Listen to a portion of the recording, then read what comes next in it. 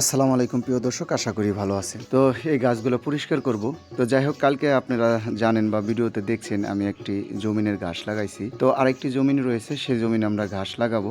তো জমিনের সাইডেই কিছু আগাছা গাছ আছে, যে গাছগুলো অতিরিক্ত, সেই গাছগুলো পরিষ্কার না করলে হয়তো জমিনে ঘাস ভালো হবে না, শ্যাওলা পড়লে হয়তো গাছগুলো বাড়বে না।